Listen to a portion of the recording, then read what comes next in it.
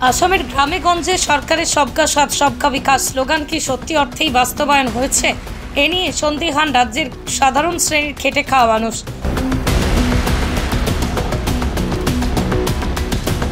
কাছাড় জেলার বড়খোলা বিধানসভা কেন্দ্রের অন্তর্গত ভোলানাথপুর গ্রামের নগ্ন ছবি দেখলে হয়তো আজ মানুষের চোখ কপালে উঠবে। শতবর্ষ পুরনো ঐতিহ্যবাহী এই গ্রামটি আজকের এই অত্যাধুনিক যুগেও কতটুকু পিছিয়ে রয়েছে তা সত্যি অর্থে ভাবার বিষয় হয়ে দাঁড়িয়েছে।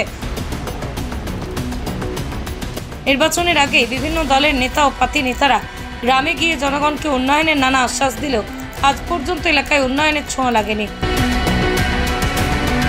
গ্রামে নেই বিদ্যুৎ পরিষেবা, নেই বিশুদ্ধ পানীয় জলের সুবিধা, এমনকি পরিষেবাটুকুও জোটেনি স্থানীয়দের কপালে।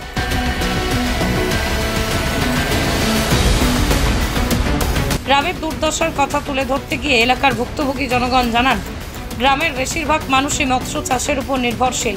গ্রামটির যোগাযোগ ব্যবস্থা বিচ্ছিন্ন থাকার মানুষ বাঁশের সেতু তৈরি করে যাতায়াত করতে বাধ্য হচ্ছেন। স্কুল পড়ুয়া থেকে শুরু করে চাকরিজীবী, ব্যবসায়ী, এলাকার সাধারণ মানুষ প্রতিদিন প্রাণের ঝুঁকি নিয়ে বাঁশের সেতুকেই যোগাযোগের একমাত্র মাধ্যম হিসেবে ব্যবহার করছেন। বড়খোলার প্রাক্তন বিধায়ক কিশোর নাথের কার্যকালে এলাকায় কিছুটা উন্নয়ন হলেও বর্তমান নেতা মুখ থুবড়ে পড়ছে।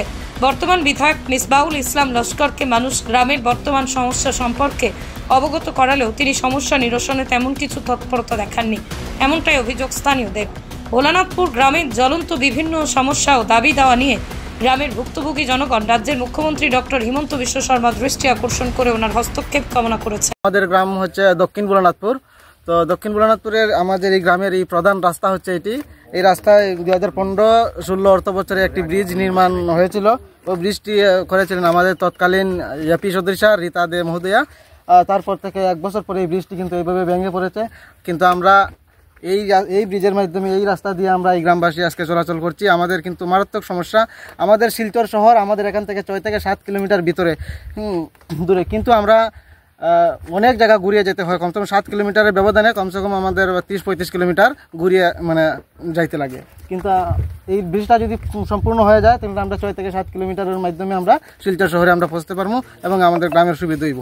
তো আমি গ্রামবাসীর পক্ষ থেকে আমি আমার মুখ্যমন্ত্রী হিমন্ত বিশ্ব শর্মার কাছে আমরা অনুরোধ করতেছি এবং তৎকালীন আমাদের বর্তমান যিনি ডিসি আছেন, বর্তমান ডিসি মৃদুল যাদব, তাদেরকে অনুরোধ করছি যে আমাদের এই ব্রিজটি অতি তাড়াতাড়ি যেন ব্রিজটি আমাদের নির্মাণ করে দেওয়ার জন্য। কারণ আমাদের গ্রামে হাই স্কুল নেই। হাই স্কুল আমাদের ছোটো দুধপাতিলে যেতে হয়। আমাদের গ্রামের বাচ্চারা হাই স্কুলে যেতে হলে আমাদের এই ব্রিজে যেতে হয়।